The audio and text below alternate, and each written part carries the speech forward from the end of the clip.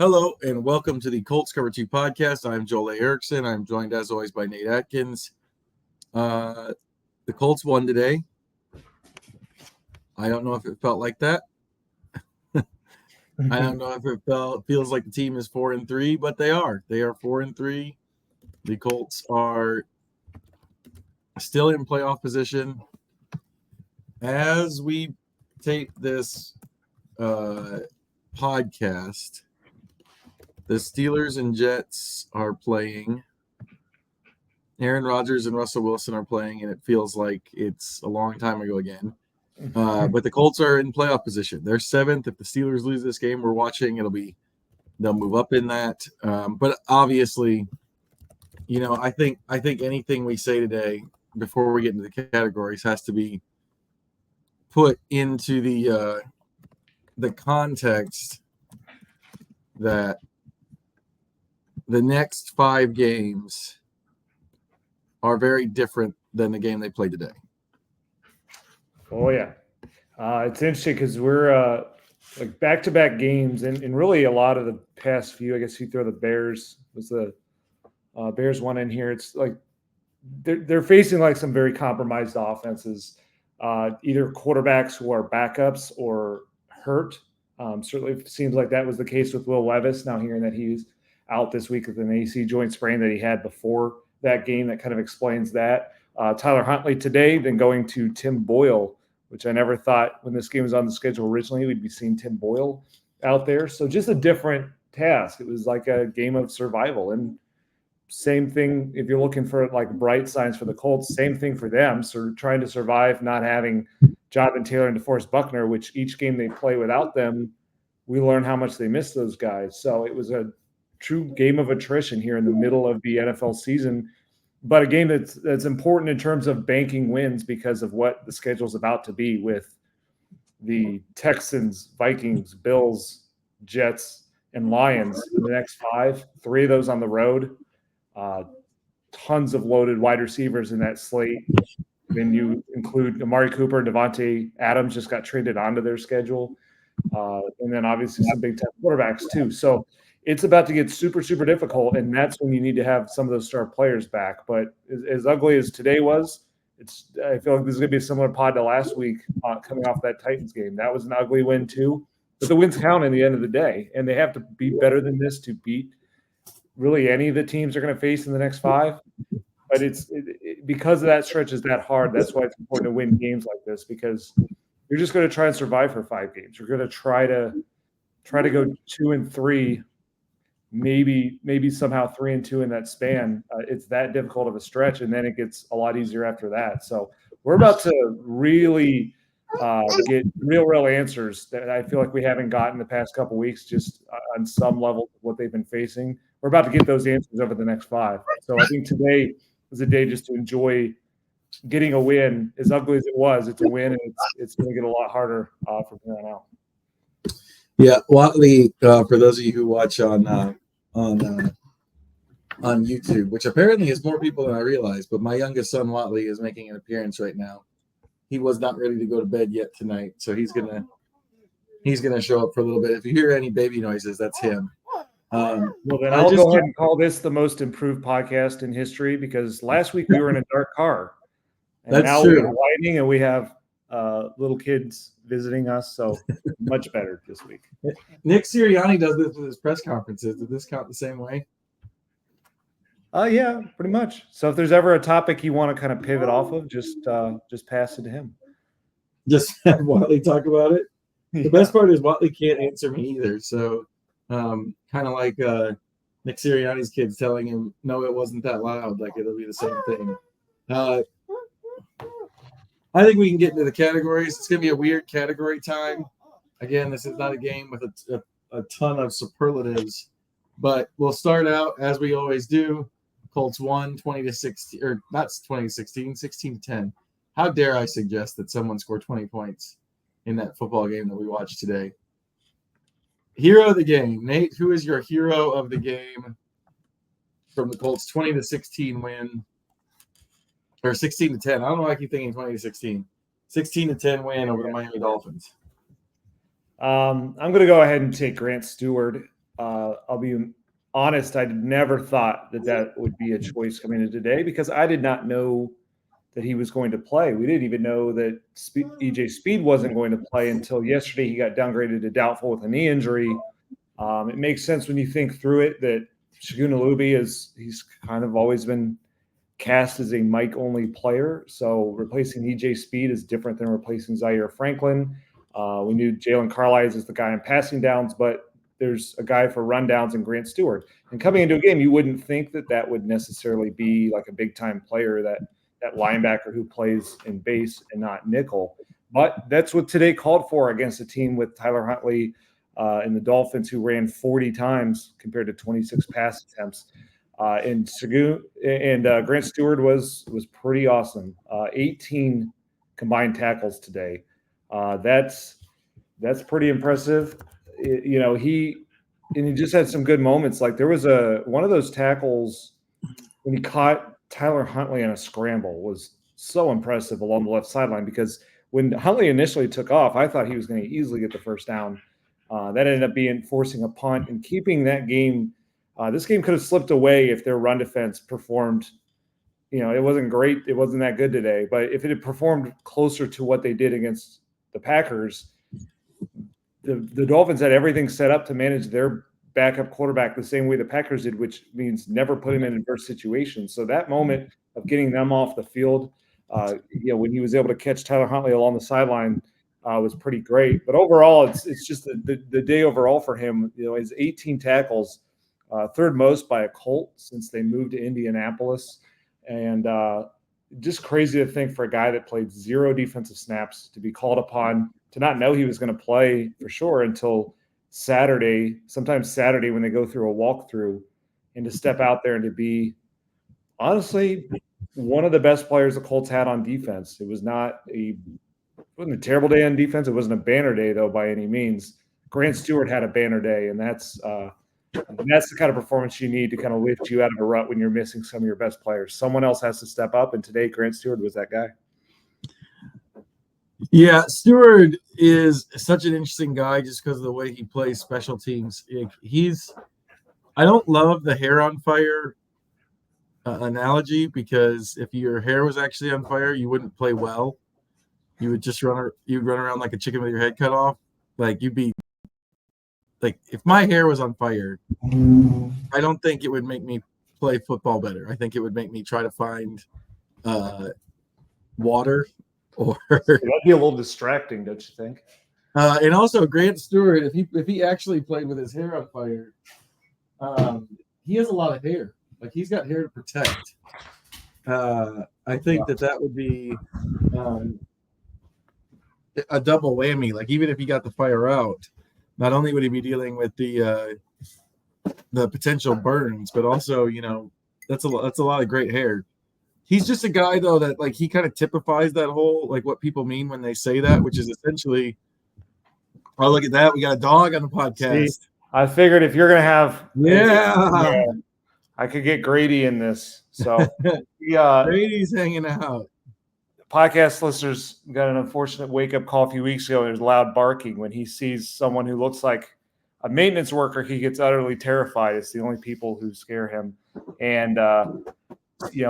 On game day, he's very lonely when I'm not around. So then I get home and he's like, "What, Daddy's still got to work?" And so I'm constantly trying to kind of push him away. And look, there's Watley looking at Grady. So say hi. Mm-hmm. They Grant Stewart's the kind of guy. He just hasn't played much defense. He hasn't played any defense this season to this point. But they lose Jalen Carlisle fairly early. He was already going to play some. Because he opened the game as the team's auto, which is the strong side linebacker in Gus Bradley's defense, and so he opened the game in that role.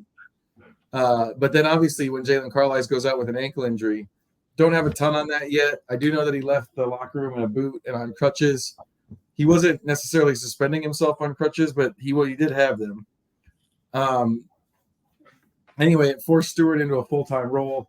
The other guy that it forced into a role is who I'm going to use for my hero of the game, Shagun Alubi. Didn't play nearly as much on defense, only 3 tackles, But the fumble he forced and where he returned it to set up the Colts' only touchdown of the game, I think ended up playing a really, really large role in the Colts winning this game because it gave them their offense the spark it just didn't have. It's hard to pick somebody on offense the way they played for the most part for something like hero of the game. I think that play from Alobi, normally one play kind of gets you unsung hero, but today I think it gets you hero of the game because it flipped that game on its head and gave the Colts a chance to get back in it. Yeah, just again, that was the other one was Shagun Alobi stepping up. We had talked about a couple weeks ago, with what they've been going through on defense, that there's routes where this could get worse if they had injuries to a couple positions, and one of those was linebacker.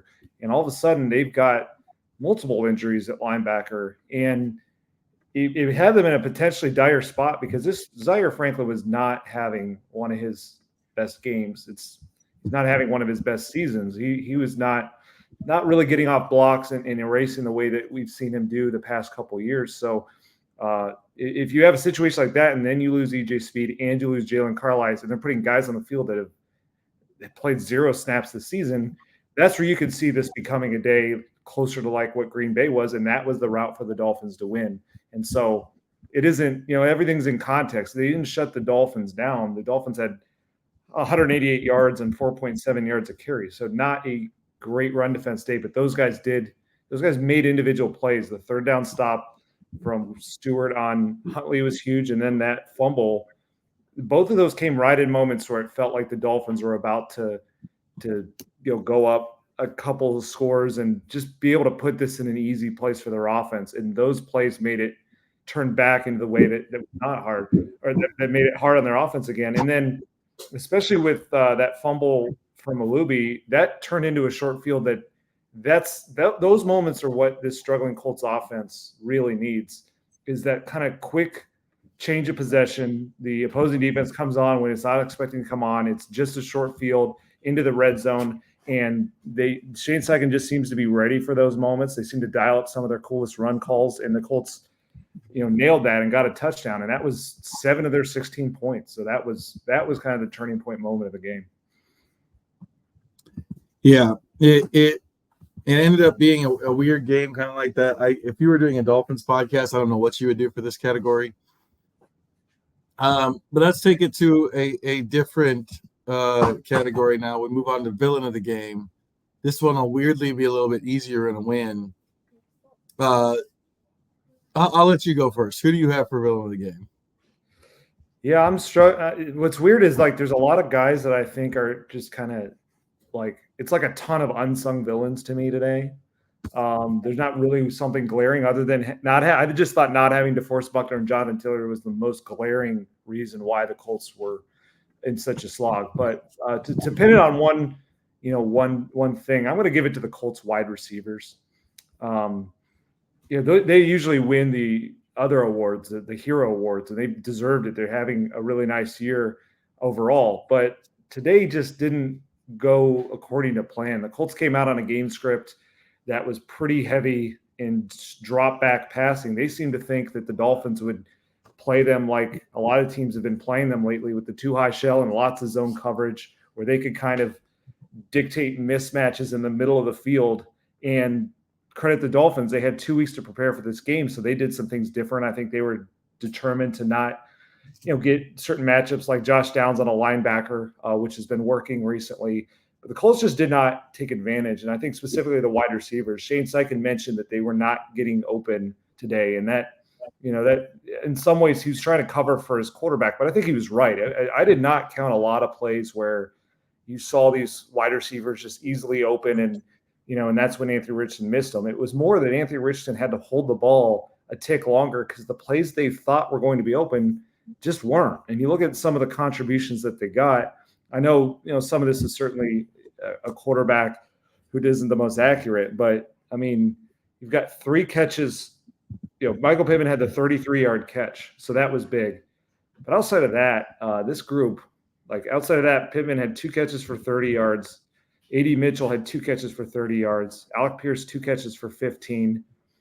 And just 1 catch for 3 yards for Josh Downs. So pretty much the worst games for almost all these players. I think Pierce had 0 last week. So that's the one that was worse. But basically the worst games for a lot of these guys. And, in some moments where they could have done a little bit more. So there was, one uncharacteristic drop from Alec Pierce along the sidelines when he was really open. It didn't end up killing the Colts because Michael Pittman then got the 33-yarder. They got the field goal anyway. But, that was his moment to make a play when it was there and didn't do it. Josh Downs, just very strange to see him only have one catch, only 3 yards, just did not get open the way that he's been getting open. And then, Pittman's dealing with the back injury. And I think within the context of that, a 63-yard gain is certainly fine. But, when Anthony Richardson goes 10 of 24, of course, some of it's going to be him missing throws. But the idea is that, some of these guys are going to have to help lift him up while he is in this developmental stage. They're going to have to, adjust the balls that are thrown a little bit off, which to his credit, A.D. Mitchell did for one of his downfield catches. But there just weren't very many moments where you felt like, okay, the receivers are out here making a play. And it's a little bit unfair because Pierce did have a gorgeous jump ball catch that could have set up a touchdown that got waved off for a penalty by an offensive lineman, I think it was. So, there was another play there, but even still, they're just – you can only count a couple of plays from wide receivers on a day with 24 pass attempts that felt like they were doing something to really impact the game. And this, the Dolphins had a nice plan coming off a bye and having 2 weeks. But this is a defense that could be had. They were 24th in DVOA.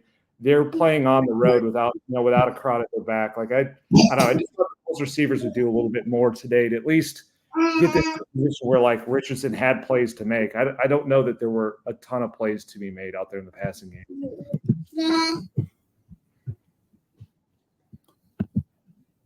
Yeah, I gotta go with Richardson in this one. So it kind of goes hand in hand with you. Richardson today, 10 of 24, 129 yards. I agree there probably wasn't a ton available in the passing game, but also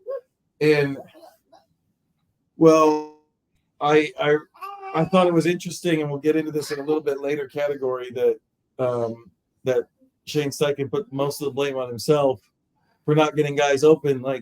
At some point, Richardson's going to have to be a quarterback. If he's going to be the guy, he's going to have to be a quarterback who can play when the guys aren't wide open all the time. This isn't college. This is the NFL. And guys have to make contested catches all the time, or guys have to make contested throws all the time. I felt like there was a lot that was late, maybe a tick late, maybe a little bit off. He was good as a runner, which kind of negates this a little bit, but just the passing offense for this team, it was not good enough today. It wasn't good enough from the start. And, we keep saying over and over again, Watley's really trying to get in on the podcast now, to the point that he's reaching for the computer. We keep saying, it's that you've got to wait. And I do believe that that's true and it's time. But I think it's still important to acknowledge this was not a good game for Richardson as a passer, and it really held back their offense. Yeah, see, I have a hard time figuring out what to do with Richardson in these categories and in this game because it wasn't a good game at all for him passing.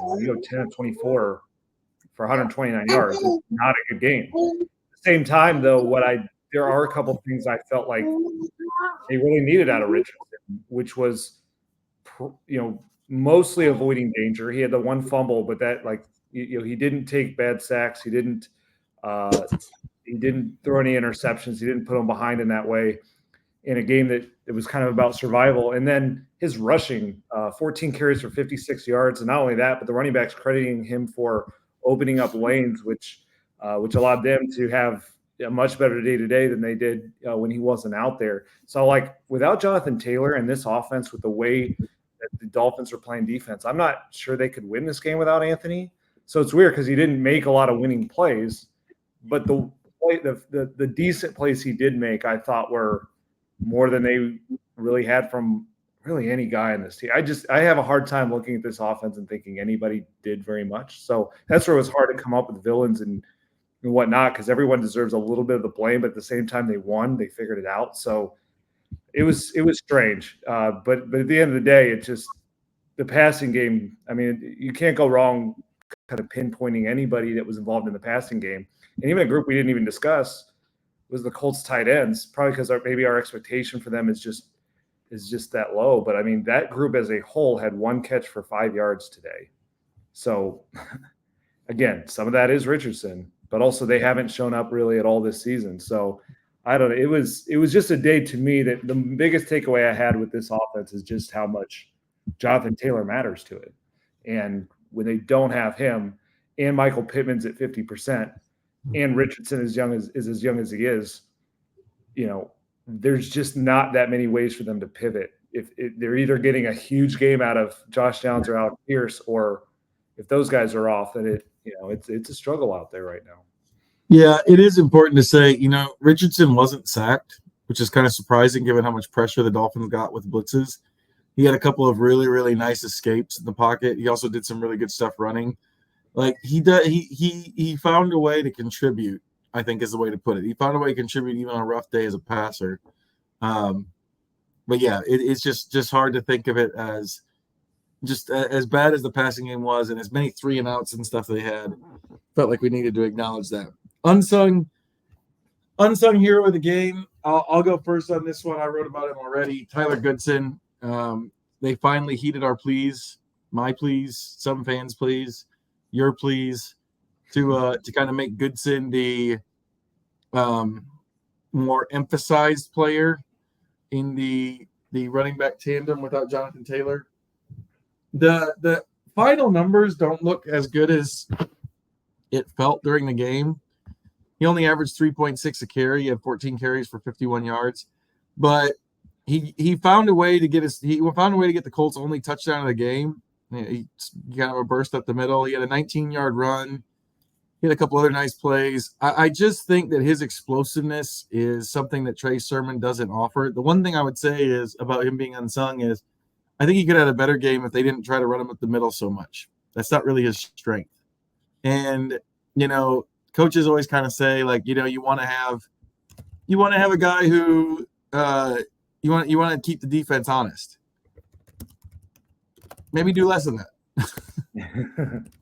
maybe keep him a little more on it. Maybe find other ways to get him on the perimeter. Maybe some motion, other kind of thing. Because that's where he's the most successful. But it's pretty clear to me, even with Trey Sermon having a nice second half, probably his best half of the year in terms of running it. It's pretty clear to me that Tyler Goodson is the back who's going to give you the most bang for your buck when Taylor's not in there. Mm-hmm.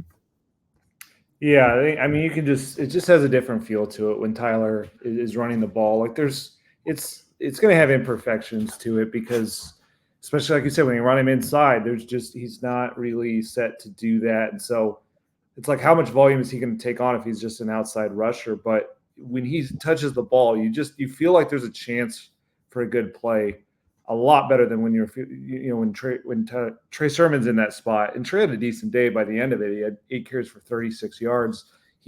I think it was the best he's played by far because he stopped doing some of that start and stop stuff and just actually put his foot in the ground and got what was there. But even on those runs, it just doesn't feel very high upside. With Trey Sermon or Tyler Goodson, a 19-yard run today.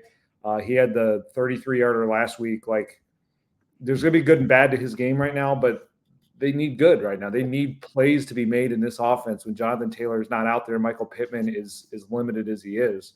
So Tyler Goodson it's also just a cool redemption story for the way last season ended, which he was open about today.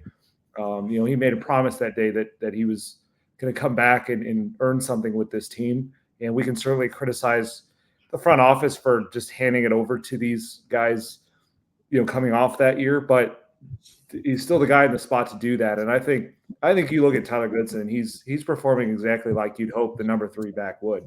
They need a number 2.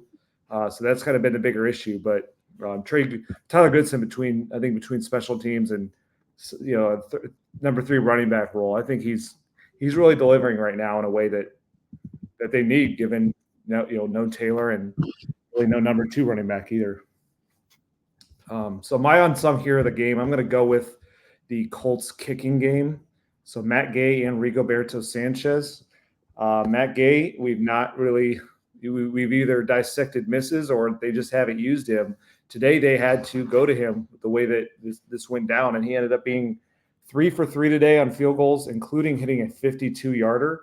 And that has been really the latest development is once he he's gotten healthy, but he'd been hooking these kicks left and trying to figure out kind of why that's happening and getting these mechanical fixes to try and keep that from hooking left. Well, the one he hit today was right down the middle and just right as the first half expired. It ended up being nice to get 3 points at the end of the half, to not get shut off in the first half, pull within one score that let them tie the game up when Tyler Goodson ran it in for a touchdown, and then to get points down the stretch where it was a 10-10 game until he kicks 2 field goals in the final 9 minutes.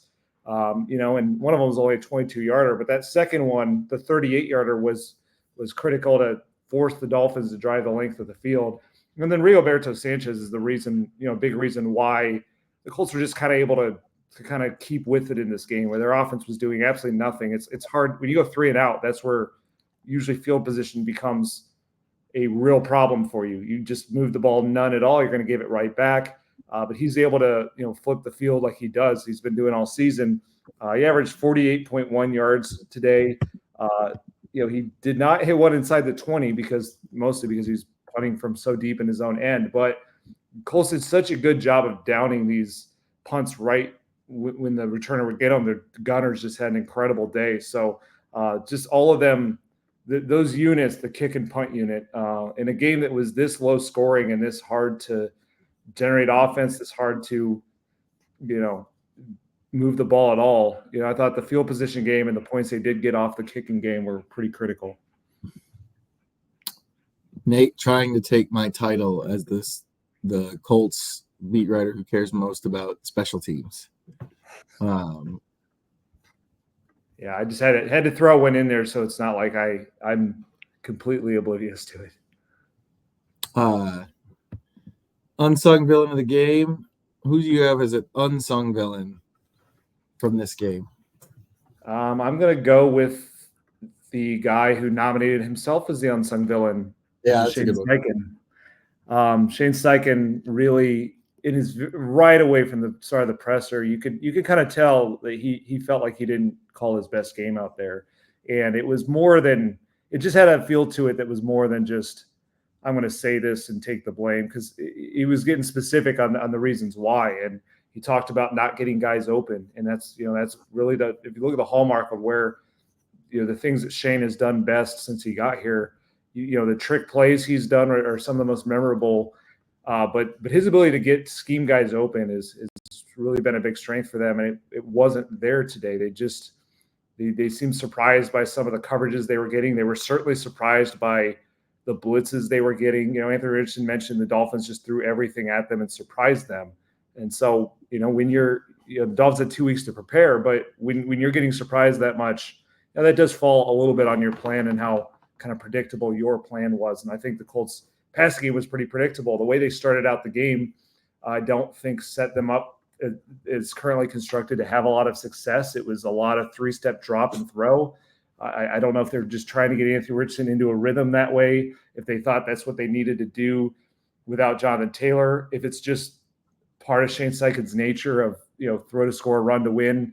But it didn't work at all. It was just 3 and out from the get-go with guys that weren't all that open, and it just didn't elevate in that way. So there weren't, play calls that it wasn't anything situationally disastrous outside, but it could have been based on some of these blitzes that they were not seeing and not picking up. And a lot of them, it was Anthony Richardson was too big or too fast to, for some of these small blitzers to bring down. But it just, it wasn't. I think Shane's worst game was the Green Bay game, but this one, I understand why he wanted to be able to provide more answers for his young quarterback and more opportunities for these skill players to make a difference in the game. So it's unsung because it wasn't anything egregious. They managed it. I thought he managed the game pretty well as far as, he forced the Dolphins to waste a timeout, and I thought his decisions on kicking and going for it, they were all pretty sound for the most part. But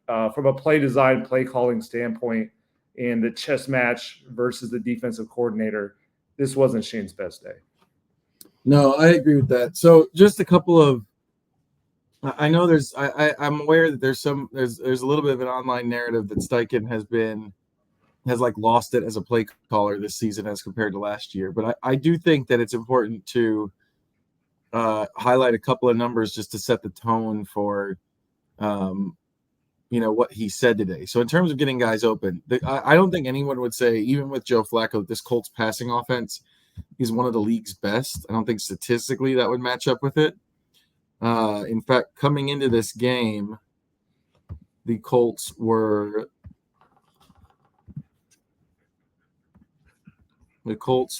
sitting at 15th in the league in passing yards and 11th in yards per dropback.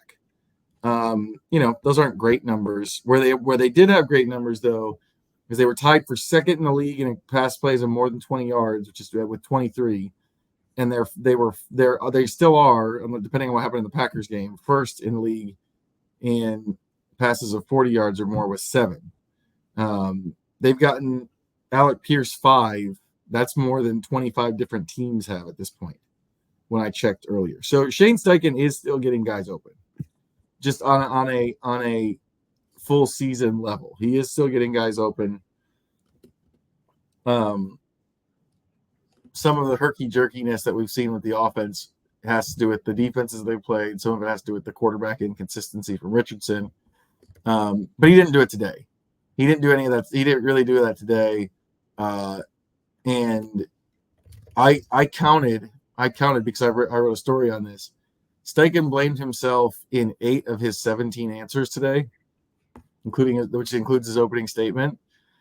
Sometimes he said he's got to do better, even in questions that really didn't have anything to do with him.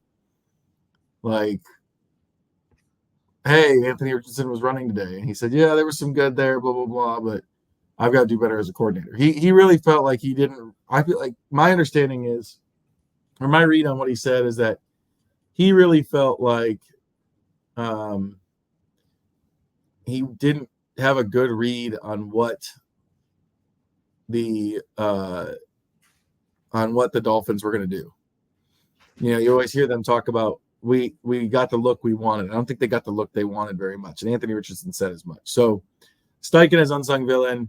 I debated going with him as villain too. He, just like you said, by his own admission, not his best game. My unsung villain of the game,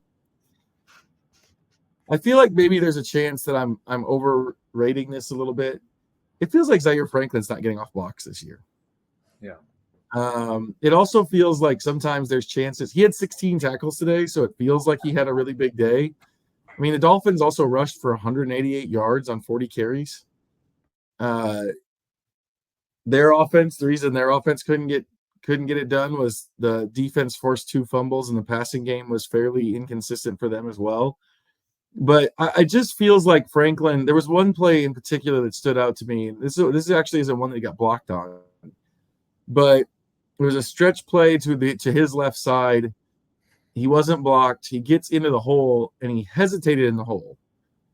And if he had kept driving in the ball, I think it's a 1-yard loss. It ended up being a 2-yard gain. I don't think most people really know, you don't really think about it when he comes back because it's not a huge play, but it just kind of felt like the way he's played this year to me, which is a little bit unsure of himself. It feels like he's played a little bit unsure. There's been several times too where I just feel like it just feels like there's maybe the offensive line has strung something out and there's no one there to clean it up. And maybe sometimes that's Franklin, and maybe sometimes that's somebody else.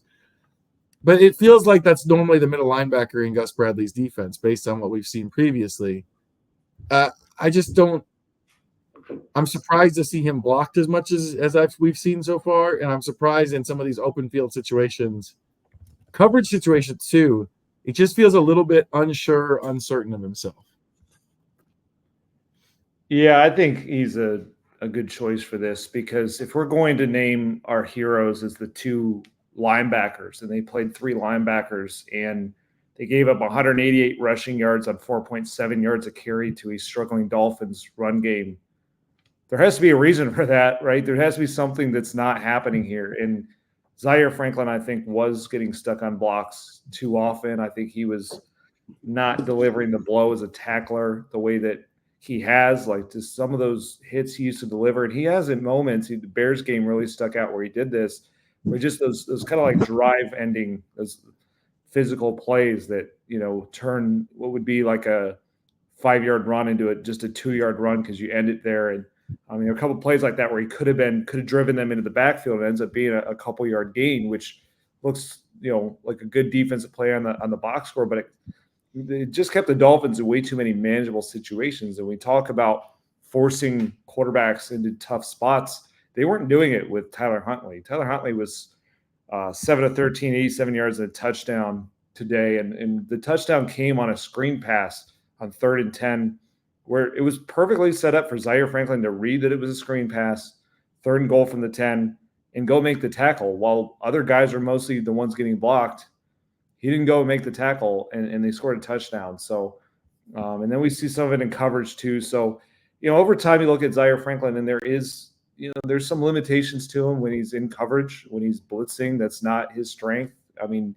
But this one area was supposed to be the area he's king of, which is, making physical tackles, setting the tone as a tackler, and getting off the field while keying the run defense. And I think a few too many times this season we've seen him in the spot where he's like catching people, or he's catching up to people down the field rather than being the one to end the drive. Do you have a number of the day?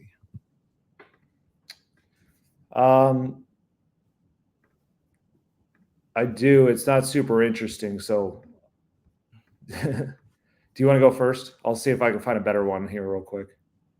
My number of the day is 5.35.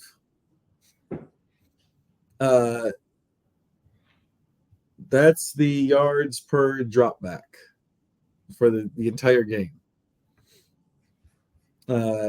Dolphins 15 of 26 for 161, a couple of sacks, 5.3. Colts 10 of 24, 129, 5.4. Also, I think this is an important thing to remember. We talk a lot about, one of the other reasons this is interesting to me is everyone always talks about you got to run the ball, you got to run the ball, you got to run the ball. And it does help to run the ball, but you got to pass to score, to quote Shane Steichen, because the Dolphins had 188 yards rushing, scored 10 points.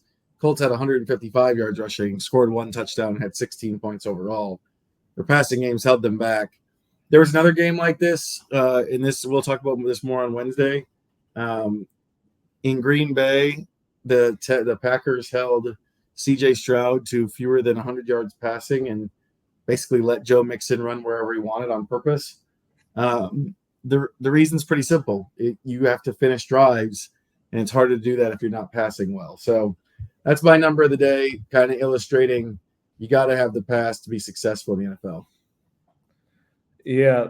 And speaking of having the pass to be successful, my number is going to play into that. I'm going to give a shout out to the dean of the Colts beat, Mike Chappell, for pointing this out. The Colts won today with 10 passes completed. And if you're wondering when was the last time that they won a game with 10 passes completed, it was against the Bears just a few weeks ago in the last game that Anthony Richardson finished. So I think that kind of sums up where this young passer's at, where this offense is right now when they are going between quarterbacks, and that's the one that's out there. So credit them. They won 2 games with only 10 completions. It does say something about what they do with some of those completions, how they work around it with their special teams and moments on defense and whatnot. It says something about the opponents they're playing too, that they're able to get away with some of that. But it's something that is very unique in what we call a passing league, to be able to win games with 10 completions. Let's get into the fun stuff. The fun stuff from today. Game day observation. I don't normally do this. I have one from the pregame for the other team. They were running the Dolphins were running go routes, and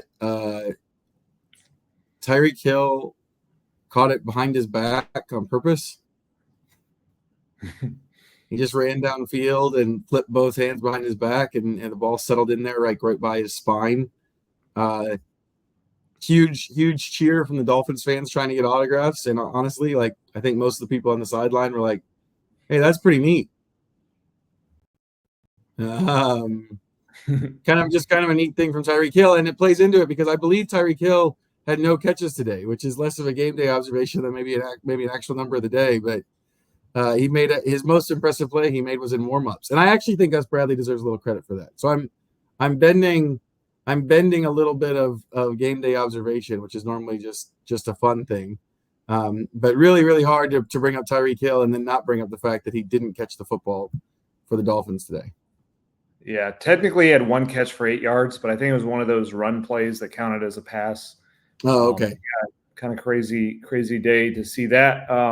My game day observation was sort of going to combine a couple things, but today was the Ring of Honor, induction for Dallas Clark, which was a cool moment. He was very into it. It was kind of some cool.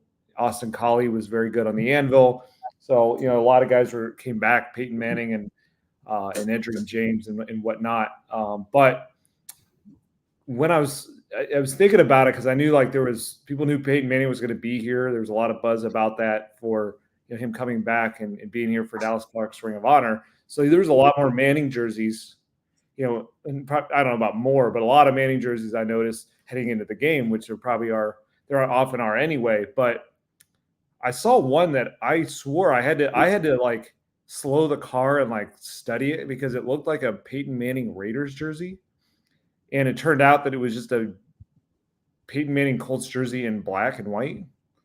And I don't know that I've seen one of those before. So we usually, when we get to these games, look out at the jersey selections, and people are starting to do some different things with jerseys and the names. And that's one I haven't seen, is getting a jersey of the team in the colors of another team in the league. Is at least what it looks like to see sort of I don't know if it's black and white or black and silver Peyton Manning jersey. So sure, I guess. I'm not a fan of that. I'll just throw it out there. I don't know why you can't just get the normal. Almost seems cool enough. But sure. I also, and I went back to our college this weekend for homecoming, and then drove back for the game today. So this plays into this. I also don't like college T-shirts that are different colors than the college. I don't get it. Yeah, that's a bit weird. That's great. You want a green shirt with white lettering? Get it for something else. Yeah, go to Michigan State. Yeah, I don't get it. Anyway. This brings us to, I think, the most fun part here of the that's what I did wrong. Sorry, I made a mistake on our little headers that you can see if you're watching it on YouTube and I'm not driving. 3 football things that gave me joy, 3 football things that left Nate terribly vexed. Do you want to start or should I start? Sure, I'll start. Today was a bit of a vexing day. Another weird clunker of a game. The more clunky it is, the more vexing it tends to be. So I had a few choices here. One of these I'm going to go with, though. I'm going to credit you for being the first one to point this out, but I was laughing as I was walking away at hearing it too, is the way that the official wanted to explain that there was an injury timeout at the end of the first half by saying this is so dumb. This is so dumb. Credited with a 4th timeout, which if you weren't watching specifically what was going on, that makes utterly no sense. That comes out like, hey, we just decided we felt bad for them and gave them a 4th timeout, which would be completely unfair. And if the coaches didn't know what was going on, they'd be, what the heck? Why can't we get a 4th timeout? And all it was is to say a player is injured and they don't, you can't charge them a timeout because they use theirs. But because the player's injured, there's a stoppage of play for the player who's literally on the field, unable to move, which is also something they could just say. So it's just one of those moments where I feel like once a week we have some kind of very silly thing said at a microphone by a referee that could be just said just a simpler way than that. My issue with that is that I feel like that's probably what it says in the rule book, that they get a 4th timeout. That's so dumb. Just call it an injury timeout. That makes all the sense in the world to people. Miami magically getting a 4th timeout sounds like Miami is either getting special treatment or going to get a penalty. It's dumb. Dumb. Well, like you point out when you did the pool report, officials love just spitting back lines in the rule book to people, like as if that's how we talk. Like, okay, I don't need the rule book read to me. Can we get a human explanation of what's going on the field right now? That's all I'm asking for. 3 football things that gave me joy. Number 1 football thing that gave me joy, Shagua Lobi's fumble return. He talked to Akeem Glaspie from the IndyStar, wrote a story on this and the play he made. And he made it, he was like, I flashback to my running back days. I thought he looked less like a running back and more like a large, fast mammal on the prairie trying to get away from a lion. Just kind of haphazardly running around. It got a lot of yards. It worked. But it did not look like there was a lot of rhyme and or reason to it. Yeah, that goes to something I've always found very funny in the NFL is when NFL players end up doing something that they're never asked to do at their position, and it doesn't go poorly. Like they like to tell themselves in their minds that it was like the greatest thing ever done. I remember Zaire Franklin was doing that with his trick play last year. It's like they never have to do this one thing. Zaire never has to run block somebody or sell a run block, and Shkulobi never has to try to make people miss with the ball in his arms. And so, like, I mean, he got yards. It was fun. It was absolutely a wonderful play. But yeah, it didn't exactly look like Jonathan Taylor out there. Football things that left me terribly vexed. Number 2 is when a defense knows exactly what is coming and is still powerless to stop that thing that is coming. And that's especially when that thing that they have to stop is just reading a certain play call, like a screen pass. And that's what happened when the Colts got a sack of Tyler Huntley that took the Dolphins back to 3rd and goal from the 10. And when your quarterback is a backup designed, where his strengths are running the ball, the field's condensed, you can't use the speed of Jalen Waddle and Tyreek Hill to space things out or get them the ball in many places. When it's man coverage and they're trying to double those guys and take them away, you can't really run the ball. You can't call a run play unless you're just planning to go for it no matter what on 4th down, which they weren't. There's not a lot of options for them to call. And so the obvious one is, how about we call a screen to our tight end? And that's what they ran. And the Dolphins did get a couple of decent blocks, but also Colts linebackers and safeties just kept drifting back, not reading that at all. When it didn't look that difficult to read, and then they just sort of followed the blocks and walked into the end zone. So it's just one of those, like, the game's hard and, everyone's trying to catch everyone off guard and you're reacting and using a lot of, like, recovery speed. And, like, that's how a lot of football is. But usually when the team's doing the exact thing that they're going to do and it's a disciplined sort of read, those should be the moments when you're able to step up and do something about that. And that was I think the worst moment of the game for the Colts defense is just giving the Dolphins an easy early touchdown that helped put them in an easy spot until later the game turned on that Alubi fumble. Number 2 football thing that gave me joy. I like it when trick plays. I think I've said this before, but I like it when trick plays have more than one option. The Colts tried to get Ashton Doolin deep on a gadget play. That part was all fun, but unfortunately, like three Dolphins were like, they're just trying to throw it deep. And it didn't matter.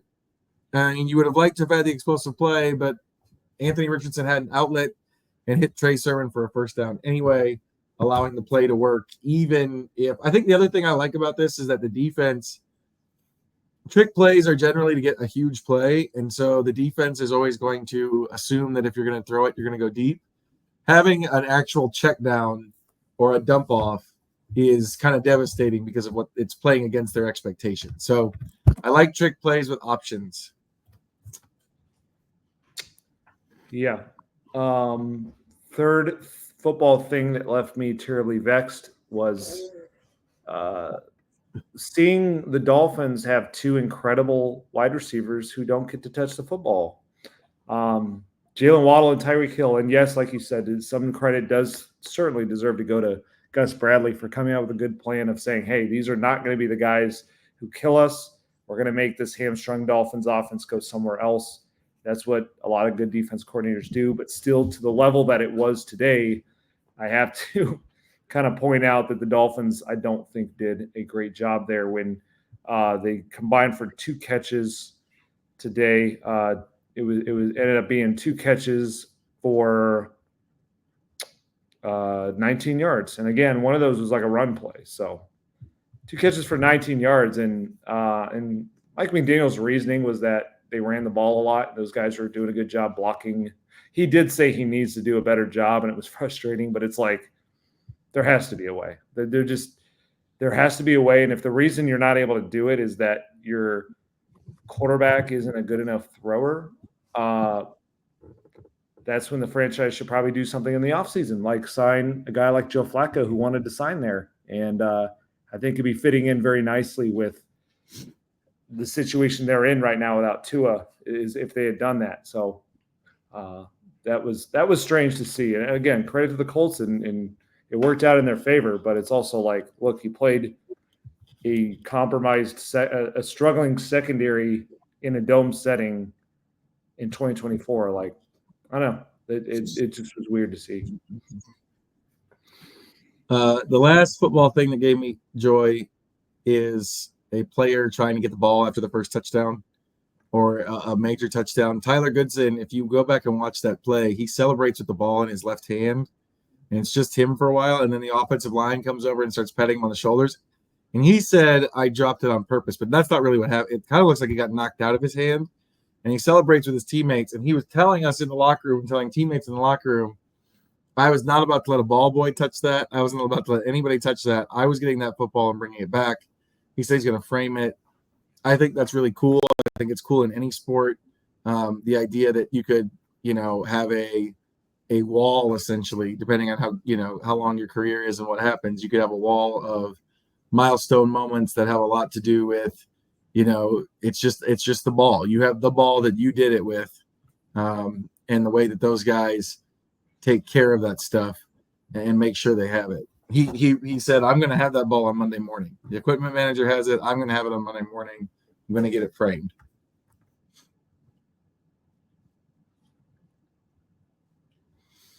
Yeah, I also have a bonus football thing that left me terribly vexed, just to piggyback off of yours and steal yours for just a little bit.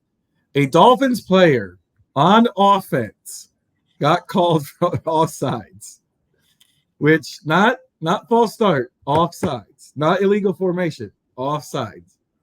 That's the dumbest penalty you can get in football. I'm sorry, it's the dumbest penalty you can get in football. You're the offense. You set in the line of scrimmage. It never happens because you just line up to the person next to you. I don't know which player it was. I just remember that happened. It's the dumbest penalty you can get in football. Well, it's really funny because, like, you will see illegal formations or, usually illegal formation when they don't line up properly, but that's more usually about like the number of guys on the line of scrimmage or something communicated with the ref about should you be on. But usually it's about like, am I up far enough to the ball? But to be lined up like further than the ball is like, did you look to the ball? Like, it's just crazy to see that in the NFL. And since you did a bonus stepping into my territory, I got to do a bonus football thing that gave me joy was seeing Anthony Richardson get a first down running and point for the first down as his celebration, and then later say that he'd been warned by Josh Downs to be careful when you celebrate the first down. Do not do anything that looks like it could be a gun because you'll get a penalty. So he had to put practice time into this celebration, not actual practice time, but he had to think through this more than you would normally think through it. And it's just funny that he was so much thinking about that specific thing, the first down signal and that not being a gun thing, that I asked him what was going to be your touchdown celebration if you got in. He said, I don't know. We were going to have to do it live. We were just going to go on vibes because he wasn't worried about the penalty if they've already got a touchdown and there's no pointing of the fingers. So it just shows you how some of the silly officiating can kind of get in their heads a little bit too. That is the fun part, the interlude of the podcast. Let's go to the last couple of categories here. Too much credit and too little credit. Let's start with too little credit. Nate, who is getting too little credit for the Colts win today? I'm going to go with Gus Bradley. I think Gus Bradley, is mostly rightfully so gotten a lot of heat this season. Colts defense has not overall been great, and and at times been terrible. And there's been a lot that he has needed to do better. Things we've picked apart in this podcast today.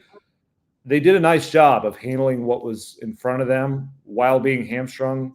Still without DeForest Buckner, but it was something with what was happening with their linebacking core against a team that was going to run a lot, team that had a mobile quarterback. You just saw the improvements that they made specifically with the quarterback run part of this from that Packers game, and just getting those linebackers ready to play. This team has done, consistently throughout the years because their defensive coordinator is a linebackers coach at heart. So Matt Eberflus did a great job of that, but you're seeing that's pretty consistently with Gus Bradley as well. And they deserve some credit for that because the linebackers overall this year have not been the strength they're supposed to be.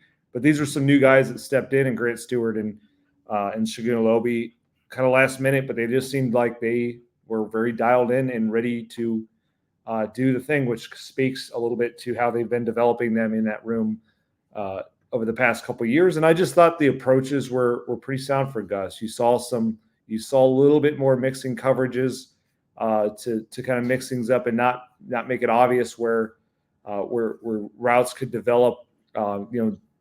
Credit to him for dialing in on, we're not going to let these two wide receivers beat us. And it worked. They only had 2 catches for 19 yards out there. And then just certain moments, I just liked kind of some of the situational football that he dialed up. One of the criticisms I had for him last week is that he did go to the blitz, but he's using Zaire Franklin to do it, and that is not his skill set. Well, today on 3rd down, he blitzed Kenny Moore, and that is Kenny Moore's skill set. It was a great blitz. It strung Tyler Huntley out to the sideline, and if Kenny isn't there, like, he had the speed to get away from the initial rush from the defensive line, but Kenny took that away from being a scramble for either a first down or a throw that could have been an explosive play. And overall, the Dolphins just didn't get to big plays at all. They had one play over 20 yards today. So, they were able to take away the explosive plays. Even, obviously the Dolphins are hamstring a quarterback a lot, but they have 2 very explosive wide receivers. So they were able to eliminate explosive plays in a dome setting and survive the run game, at least. Where it's not great, but they were down so many linebackers that, I think Gus deserves some credit, especially just over the past 2 weeks, especially when, things had gotten really dire for him and for this unit coming off that Jaguars game and with how parts of that Titans game were going. But you look over the past 5 quarters, they've kind of manned up and played good situational football, and I think he deserves some credit for that. My 2 little credits going to be Latu. 3 tackles, 1 sack today. I wrote last week, we kind of asked the Colts a lot about Latu and whether or not they felt like they were getting what they needed to from him. And they all everybody from Charlie Partridge to Gus Bradley to Latu himself said, we think it's going to start coming. He's the pressure is there. According to Sports Info Solutions, which is what I use, I know that this varies. Pressure-wise, he was, right around the top 20, right around guys like Myles Garrett and Nick Bosa. He just only had the 1 sack. He got the sack today, but also Latu's getting better as a run player. He's not great. I don't think he's ever going to be great at it, but he really works hard and tries really, really hard to get going in the pass rush. And I just thought he deserved a little bit of credit for that.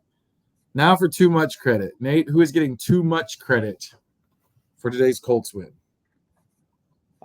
This one's kind of hard because I don't really think there's anybody getting all that much credit. That's not the obvious heroes we've already discussed.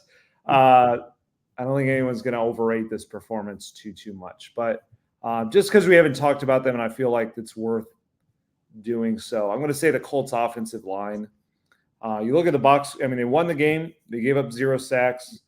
And they ran for 155 yards and 4.2 yards a carry. So if you just box score stat, you'd say, okay, well, they had a very inaccurate young quarterback who wasn't hitting throws, but this offensive line that has been very good this season must have been very good again.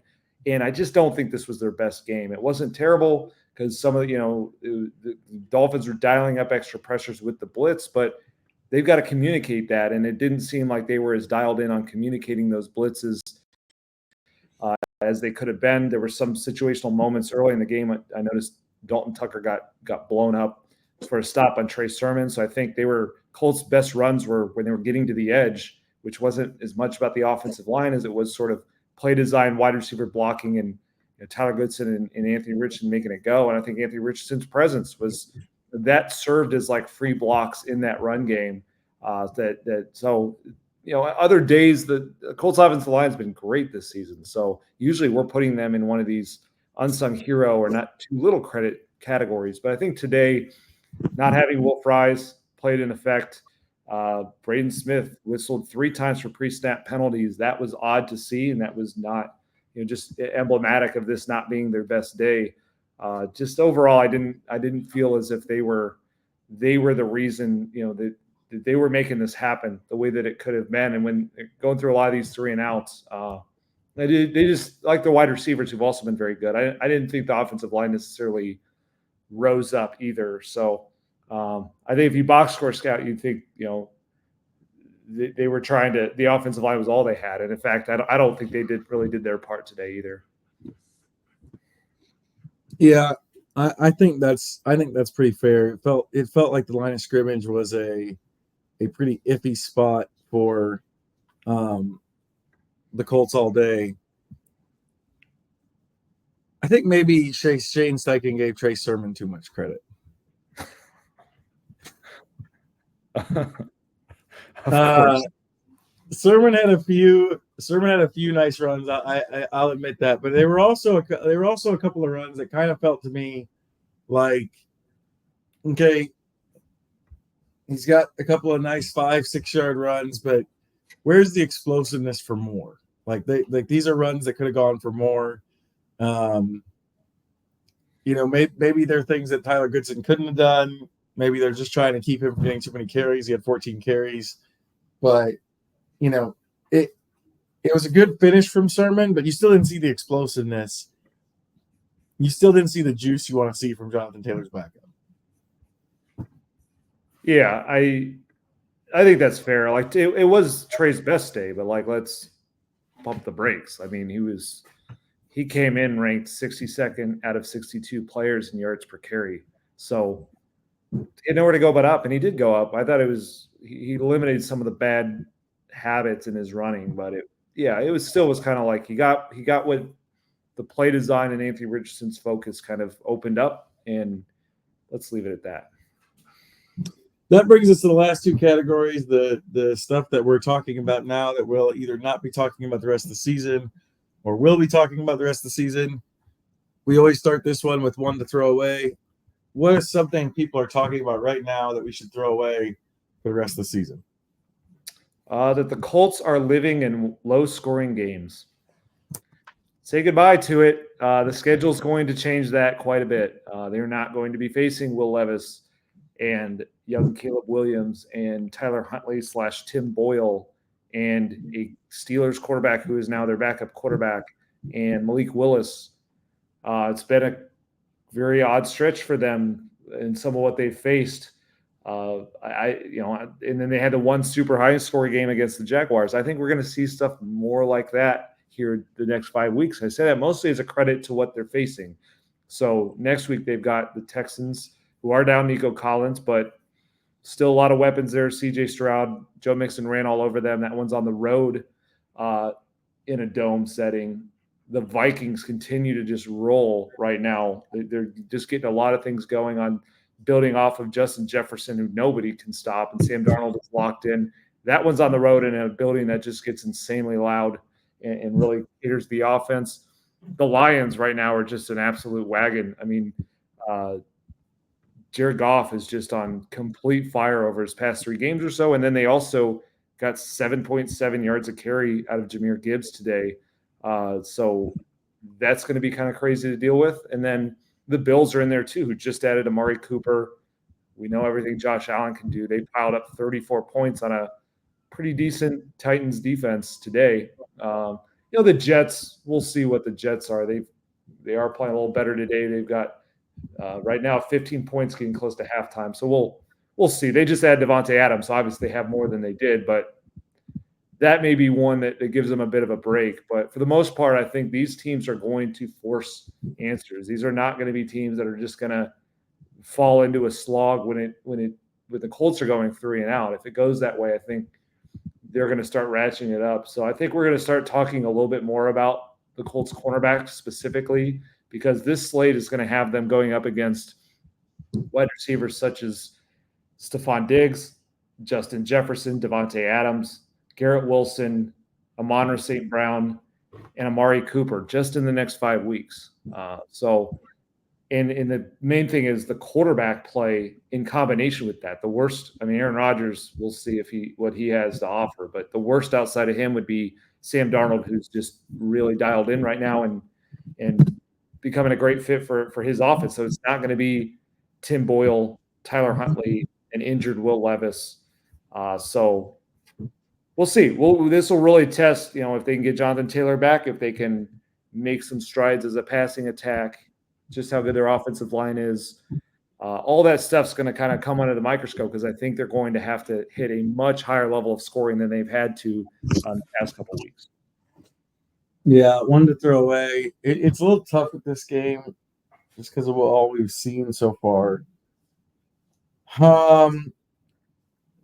Something that people are talking about now that we're not going to be talking about the rest of the season.